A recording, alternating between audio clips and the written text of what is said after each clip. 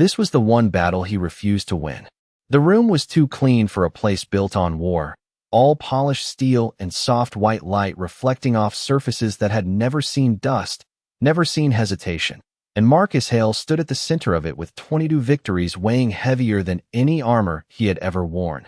The air hummed quietly with energy fields and distant engines, a low vibration that settled into his bones like a memory he couldn't shake. And across from him, on a cold platform barely 2 feet off the ground, a young alien woman knelt with her hands bound by a thin band of glowing restraints that pulsed faintly against her blue skin, her head lowered, shoulders still, as if she had already accepted something long before he walked into the room.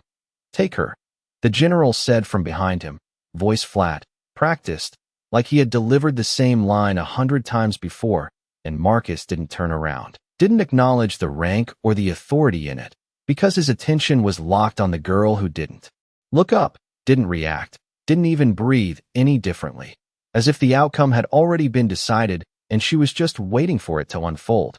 The display panel to his right flickered with data, designation, transfer authorization, reward clearance, numbers and codes that reduced a living being into something measurable, tradable, owned, and Marcus felt the weight of that more than any battlefield he had ever walked through. Because this didn't feel like victory, it felt like a test he hadn't agreed to take. "You earned it," the general added, softer this time, almost encouraging, as if trying to guide him toward the expected choice. And for a moment Marcus just stood there, boots planted on the smooth floor, hands empty, no weapon, no orders, just a man being asked to decide what kind of man he actually was. He stepped forward slowly, the sound of his footsteps echoing just enough to fill the silence. And the girl flinched, not visibly, not dramatically, just a slight tightening in her shoulders, a subtle shift that told him everything he needed to know about what she expected next. He stopped a foot away, close enough to see the faint shimmer of light across her skin, the way it caught the room's glow like a reflection of a distant ocean. And still she didn't look at him. The restraint hummed softly between her wrists, a narrow band of energy no thicker than a pencil, designed to hold without leaving marks, clean, efficient, humane by someone's definition, and Marcus crouched down, his movements deliberate, unhurried, as if time itself had slowed to watch what he would do. His hand hovered near the control node for half a second, just long enough for doubt to exist. Then he pressed it, and the band dissolved into nothing with a quiet hiss. The girl's hands dropped slightly, not free in the way freedom is supposed to feel, but unbound, unclaimed, and the room seemed to inhale. Marcus stood back up, creating space, not reaching for her, not giving any command, just stepping away as if that was the most natural thing in the world. And finally, slowly, she lifted her head, eyes catching the light, studying him with something that wasn't fear, wasn't relief, but something closer to confusion. "You're free," he said, his voice low, steady, almost out of place in a room built for orders, and behind him, the silence broke, not with anger, not yet, but with the unmistakable tension of something going off script, something no one in that room had prepared for, because a reward had just refused to be claimed. And for the first time in 22 battles, Marcus Hale had chosen not to take what he had been given. The silence did not break all at once. It fractured, like pressure building behind glass that had never been meant to hold it. And Marcus could feel every pair of eyes in the room recalculating him in real time, trying to understand a decision that did not fit into any of their neat categories. The general stepped forward at last, boots clicking softly against the polished floor, the sound measured, controlled, but carrying something sharper beneath it, something that did not belong in a ceremony. "You misunderstand the nature of what has been given to you," he said, and Marcus did not turn, did not shift his stance, because the only thing that mattered was the space between him and the girl, the distance he was choosing to keep. She had not moved from where she knelt, even without the restraint, as if freedom was not something that could be recognized instantly, as if it required permission she had never been taught to claim. The air between them felt different now, no longer defined by ownership but by uncertainty, and that uncertainty was louder than any command. "She is not a civilian," the general continued, his voice lowering. "She is a designated asset, transferred under authority of the High Council." And the words hung there, official, final, meant to close the conversation before it could begin. But Marcus exhaled slowly, the kind of breath that came after a long march, steady and deliberate. "Then you gave me the wrong thing," he said. And it was not defiance, not exactly. It was something simpler, something harder to argue with. A faint shift of movement came from the platform, subtle but undeniable, and for the first time she adjusted her posture, not rising, not yet, but straightening slightly, as if something in the exchange had reached her, as if the absence of expectation was beginning to register.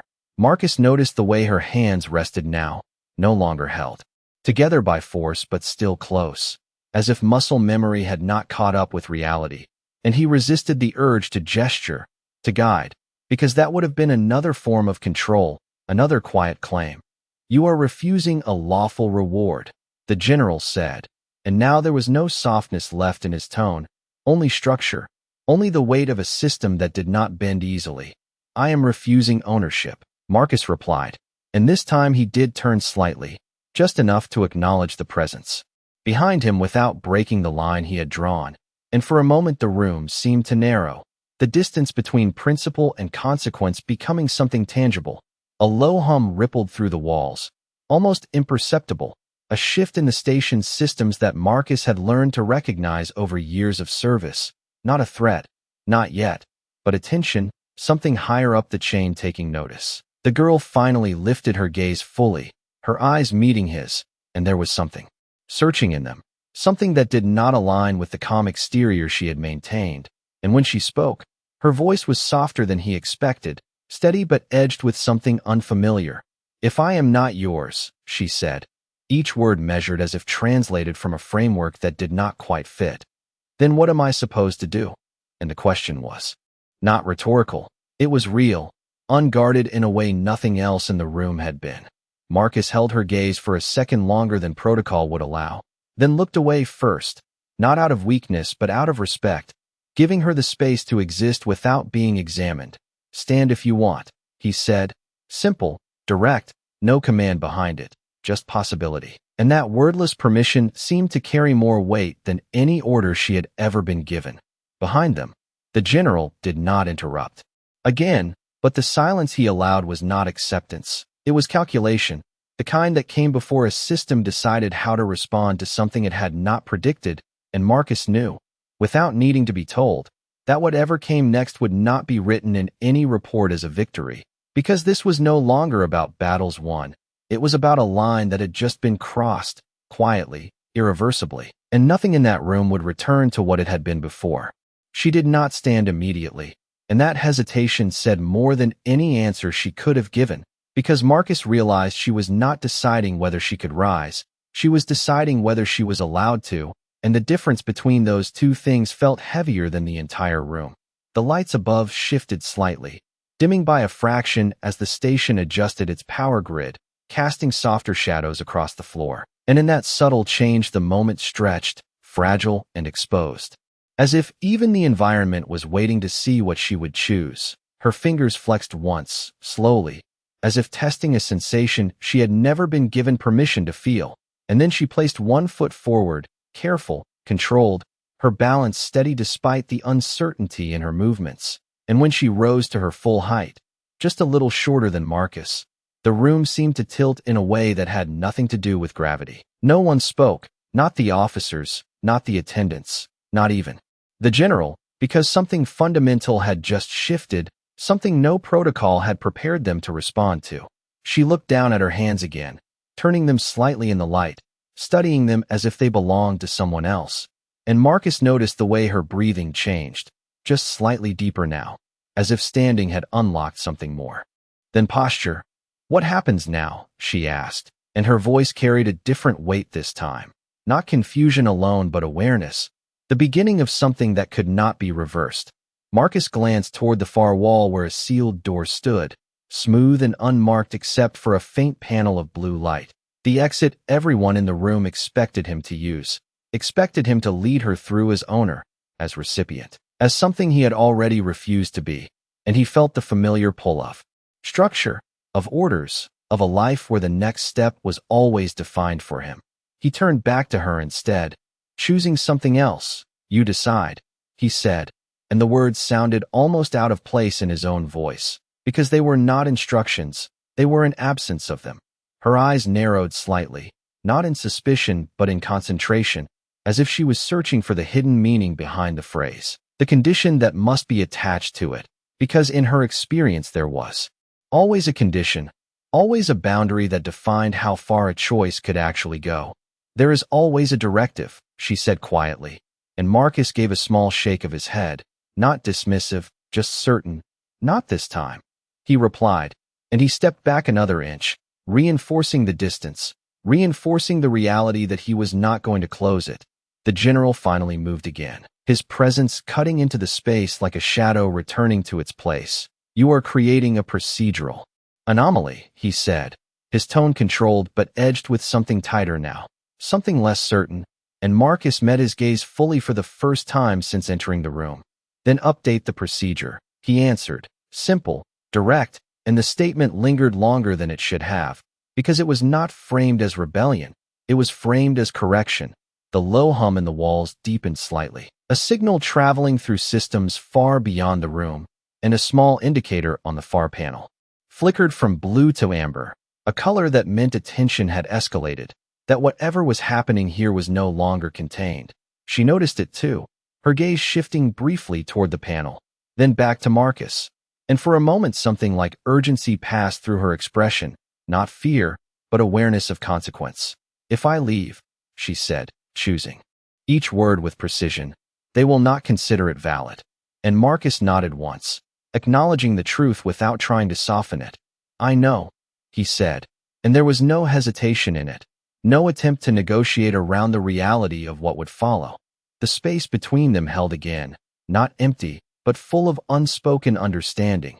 And then, slowly, she took a step forward, not toward the exit, not toward the general, but toward him, closing just enough distance to change the balance of the room. And when she stopped, her voice was quieter, but clearer than before. Then I will leave anyway. And the decision landed with a weight that echoed far beyond her words, because it was not just movement, it was defiance of something she had been shaped to accept. And Marcus did not smile, did not react outwardly, but something in his posture eased, just slightly, as if a tension he had been carrying without noticing had finally released, and somewhere deep in the station, unseen and unheard by most, systems began to adjust to a reality they had not been built to handle. The door did not open when she took her first step toward it, and that was the first sign that the station had already made its decision. The amber light above the panel shifted again, deepening into a steady glow that pulsed every 2 seconds, slow and deliberate, like a heartbeat that did not belong to any living thing. And Marcus recognized it instantly, not as a threat, but as containment, the system quietly rewriting the rules of the room without announcing it. She stopped a few feet from the sealed surface, her reflection faint in the polished metal, her blue skin catching the artificial light in soft gradients. And for a moment she simply stood there, not touching the panel, not forcing the moment, as if she was waiting to see if freedom would meet her halfway. It did not. The silence stretched again, thicker now, layered with the awareness that every movement was being observed, recorded, evaluated by something far beyond the people present, and behind them the general exhaled slowly, a controlled release that carried both frustration and something else, something closer to uncertainty. You see, he said, not raising his voice, there are limits even to choice. And Marcus walked forward, not quickly, not aggressively, just enough to stand beside her without closing the space she had claimed, his presence steady, not protective, not possessive, just there. He looked at the panel, then at her, and without asking permission, without announcing intention, he placed his hand near the interface, not on it, just close enough for the system to register him as an authorized user. And for a fraction of a second nothing happened. Then the light flickered, once, twice, as if reconsidering, before the door slid open with a soft, almost reluctant sound. No alarms followed, no voices over the intercom, just the quiet acceptance of a command that had not been expected. She turned her head slightly, not fully, just enough for her eyes to meet his again, and there was something new there now, something that had not existed a minute ago, not confusion, not even curiosity, but recognition. The beginning of understanding what his actions meant in a system where actions defined reality. "You could have kept me," she said, her voice low, not accusing, not grateful, just stating a fact that seemed to carry weight in her world. And Marcus gave a small shake of his head, almost instinctive. "That was never an option," he replied, and he stepped back again, creating the path without walking it for her.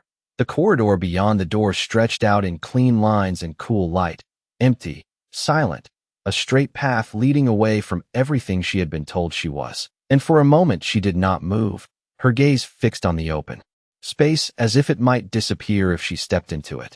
The general did not stop them, did not call out, because the system had already made its calculation, already chosen to observe rather than intervene, and that choice was louder than any order could have been. She took a breath, deeper than before, and then she stepped forward, crossing the threshold without hesitation this time. And the moment her foot touched the corridor floor, something subtle shifted again, not in the room, but in her posture, in the way she carried herself, as if the act of leaving had rewritten something fundamental inside her. Marcus remained where he was, not following, not leading, just watching as she moved a few steps ahead, her pace measured but no longer uncertain. And after a second, she stopped and turned back fully, facing him for the first time without any barrier between them, her eyes steady, searching, and clearer than before. "You are not like the others," she said. And it was not admiration, not yet.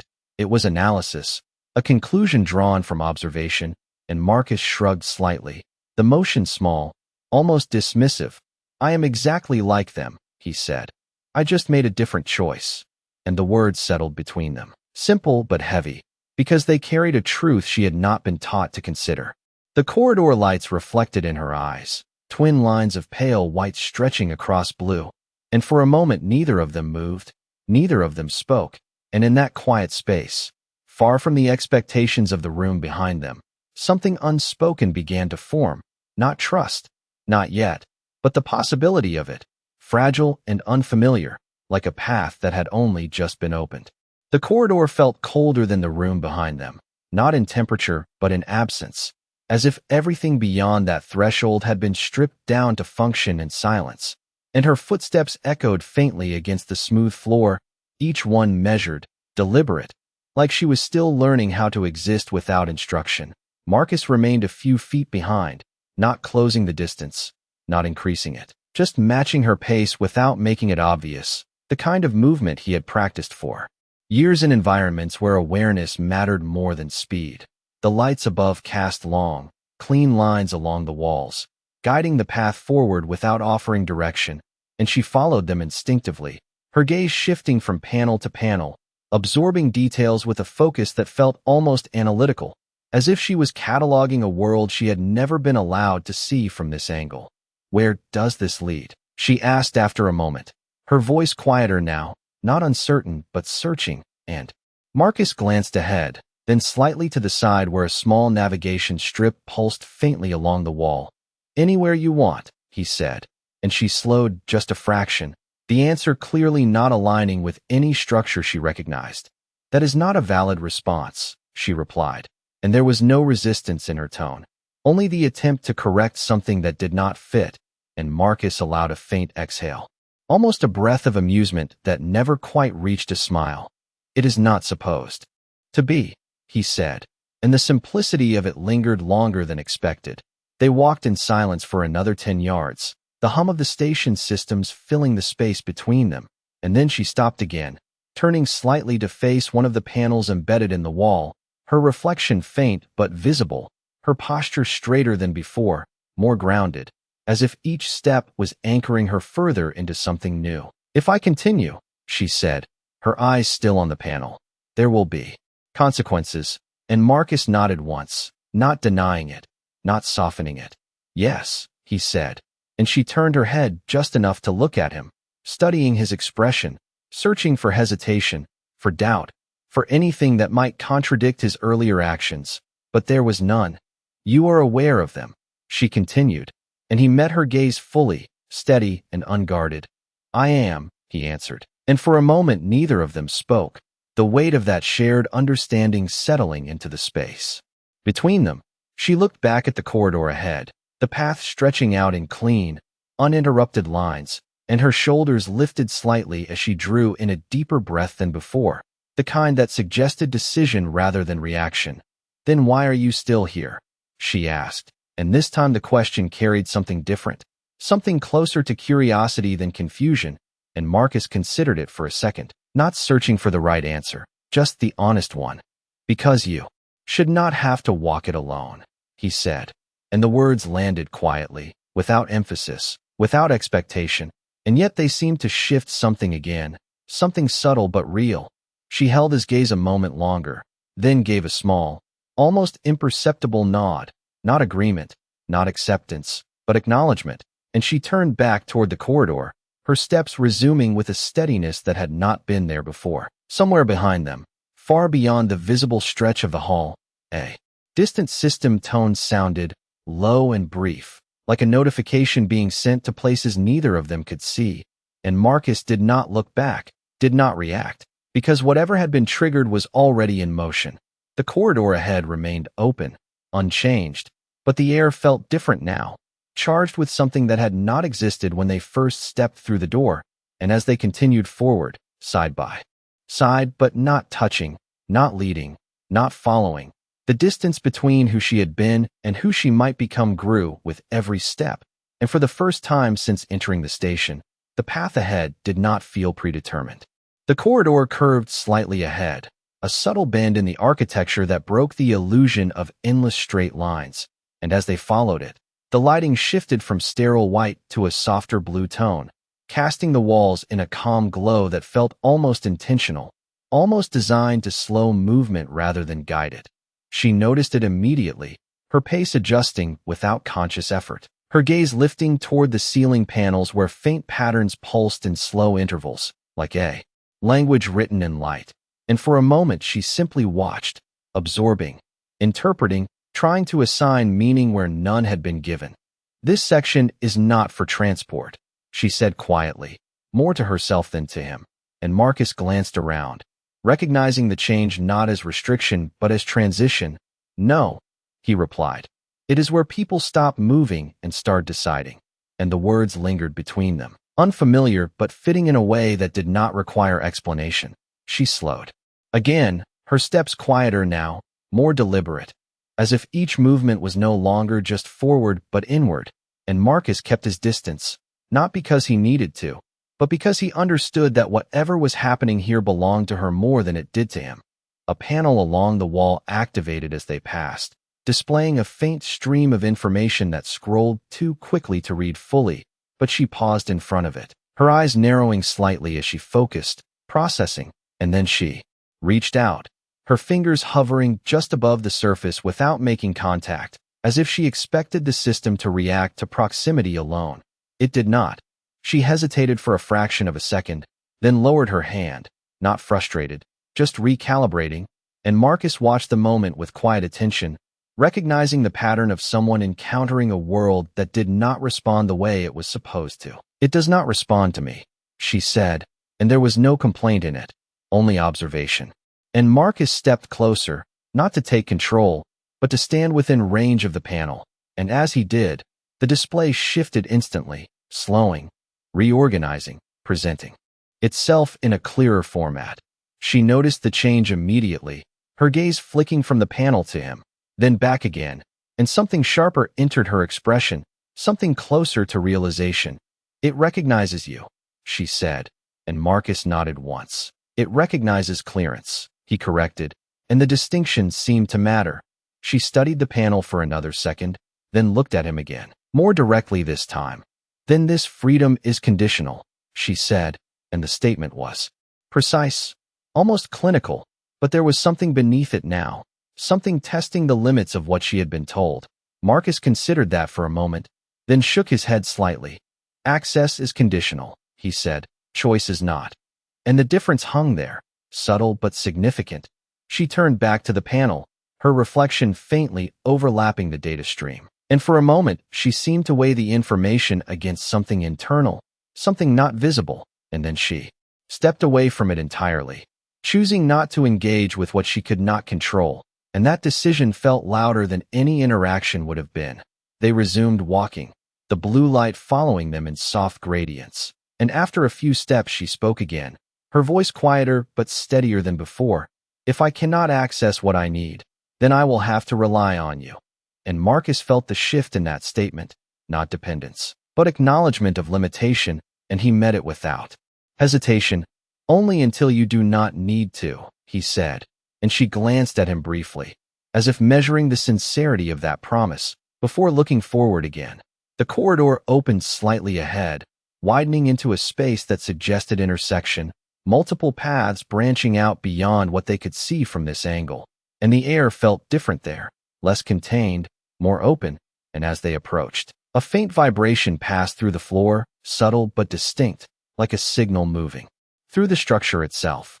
Marcus recognized it as system synchronization, a response to something triggered earlier, something still unfolding. And he did not slow, did not stop, because whatever was coming was already set in motion. She felt it too, her steps pausing for just a moment as the vibration passed, and then she continued forward, her posture steady, her gaze fixed ahead, and in that moment, the uncertainty that had followed her since the room began to settle into something else, something quieter, something more focused. And as they reached the threshold of the intersection, the path ahead no longer felt like a question waiting to be answered, but a choice waiting to be made. The intersection opened like a quiet decision waiting to be made, for corridors stretching out in different directions, each one identical at first glance, yet carrying subtle differences in light, in sound, in the way the air moved through them. And she slowed as they reached the center, her eyes scanning each path with a focus that had sharpened since they left the room behind. The blue lighting faded slightly here, replaced by a neutral tone that revealed more detail, small variations in panel seams, faint markings along the floor that hinted at traffic patterns, choices made by others who had passed through before. And Marcus stopped a step behind her, not beside her this time, giving her the space to stand at the center without influence. The low vibration from earlier had settled into a steady hum beneath their feet, subtle but constant, like a reminder that the station itself was aware of them, tracking, adapting. And she tilted her head slightly as if listening to it, as if trying to understand what it meant beyond its mechanical origin. "These paths are not equal," she said, her voice calm but certain, and Marcus followed her gaze, noticing how one corridor carried a slightly warmer light, another a faint echo of distant activity, while the others remained almost perfectly silent, untouched. "No," he replied, "they never are." And the simplicity of that answer seemed to align with something she was already beginning to recognize. She took a step toward one path, then paused before committing, her foot hovering just above the floor for a fraction of a second. And Marcus watched without speaking, because this moment was not about direction, it was about ownership of the decision itself. A soft chime sounded from somewhere above, not loud, not urgent, but precise, and a thin line of light traced briefly along the edge of the corridor to her left, as if highlighting it, suggesting it. And she turned her head toward it, her expression tightening, slightly, not in fear but in recognition of influence. "It is guiding me," she said, and Marcus shook his head gently. "It is offering a suggestion," he corrected, and the distinction mattered more than the words themselves. She studied the illuminated path for another second, then deliberately stepped in the opposite direction, choosing the corridor that remained unmarked, unlit, and as her foot touched the floor, the guiding light behind her faded instantly, withdrawing without resistance. The choice settled into the space like a quiet statement, not loud enough to disrupt the system, but strong enough to define her within it. Marcus followed, at the same measured distance, his footsteps matching hers without overlapping. And the corridor they entered felt different immediately, not darker, not colder, but less defined, the lighting softer, the walls carrying fewer indicators, as if this path had not been optimized for efficiency, but left open for something else. "Why did you not take the suggested route?" he asked after a few steps, not testing her, just inviting her to articulate what she had already done, and she did not answer. Immediately, her gaze moving along the walls, absorbing the lack of structure, the absence of direction, and then she spoke, her voice steady. Because it was not mine. And the clarity of that answer carried more weight than any explanation could have. Marcus gave a small nod, almost to himself, and they continued forward, the corridor stretching ahead in quiet defiance of expectation. After a few yards, the hum beneath their feet shifted again, not stronger, but different, like a system, adjusting to a variable it had not predicted, and she noticed it, her steps slowing just slightly as she processed the change. "It is responding," she said, and Marcus glanced at the floor, then ahead. "Yes," he said, "it is learning." And the idea seemed to linger between them, not as a threat, but as a possibility.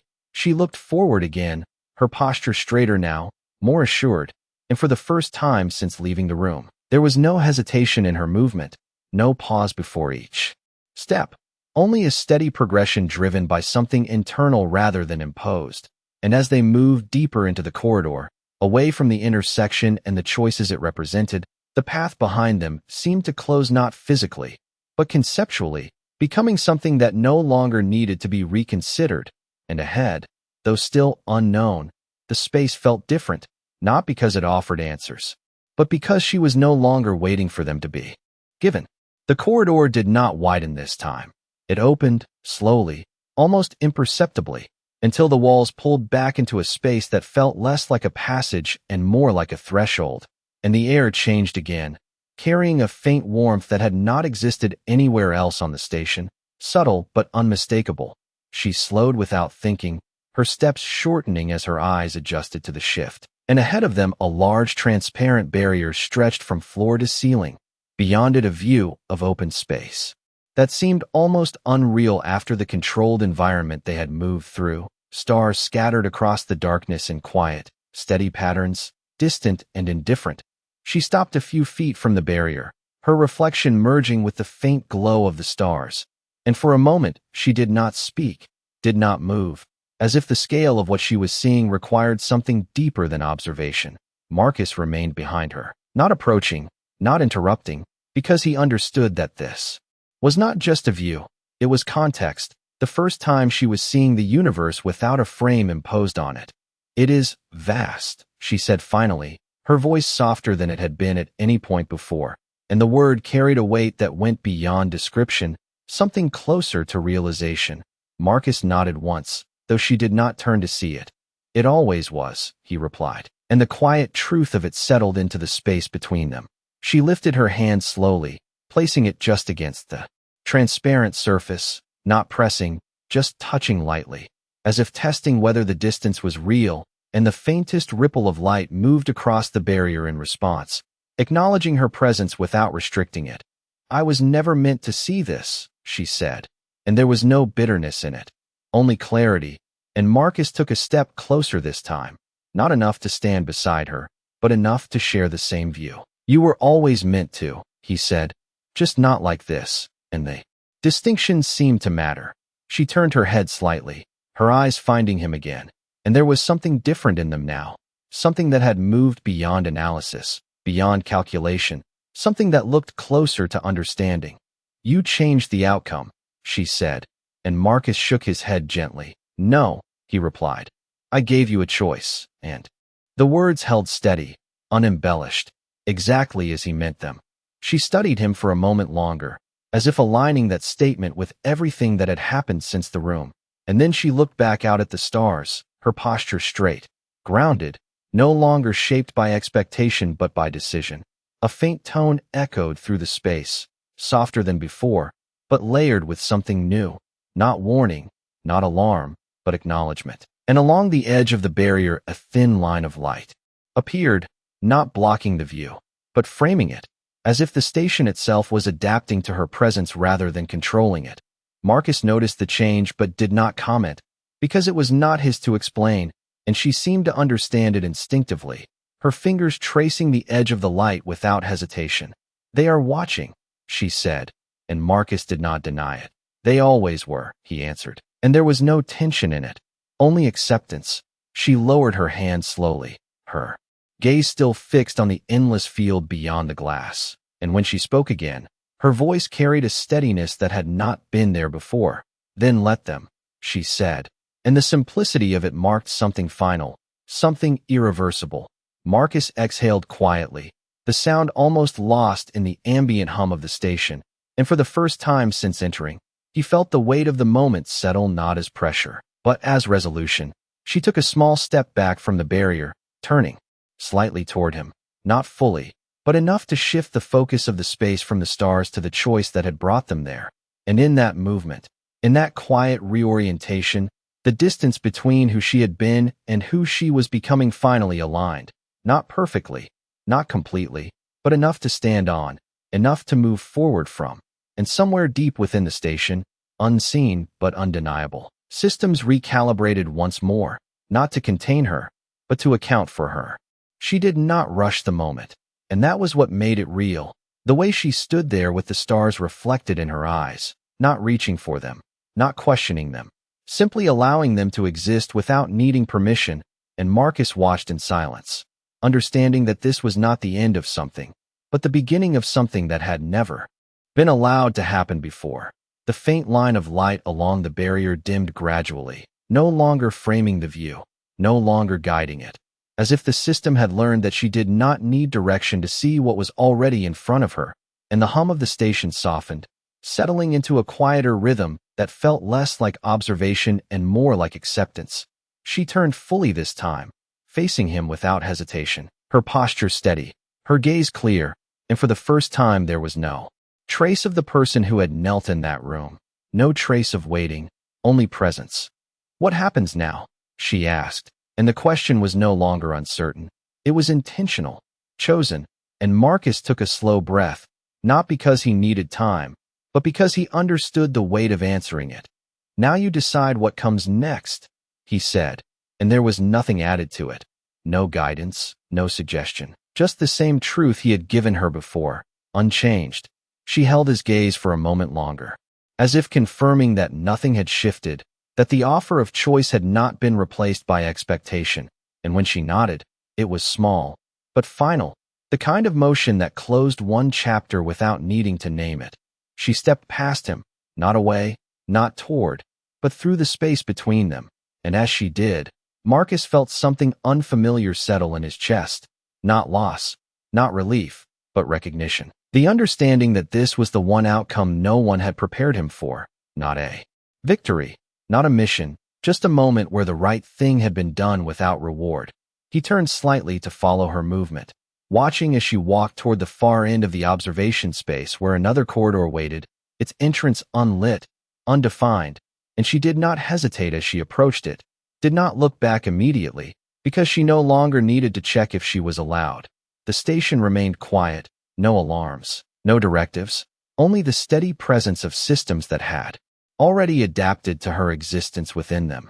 And as she reached the threshold, she paused, just for a second, not out of doubt, but out of awareness, and then she looked back over her shoulder, her expression calm, composed, and something softer beneath it. "You fought 22 battles," she said, her voice carrying easily through the stillness. "But this was the first one you chose not to win." And Marcus met her gaze, the words settling into him with a weight that felt different from anything he had carried before. She held that moment for a breath longer, then turned away, stepping into the corridor without hesitation, her figure moving forward with a certainty that had not existed when they first met, and the light beyond adjusted to her presence, not guiding, not restricting, simply existing alongside her. Marcus remained where he was, standing between the stars behind him and the path she had taken ahead, and for a long moment he did not move, did not speak, because there was nothing left to add. The station continued its quiet rhythm, the universe beyond the barrier unchanged, vast and indifferent, and yet something within that space had shifted, something small and human and immeasurable. And as Marcus finally turned toward the exit, the echo of her final words remained, not as a conclusion, but as a question that would follow him long after he left. Because in a place built on control, the only thing that had truly mattered was the moment someone chose to let go.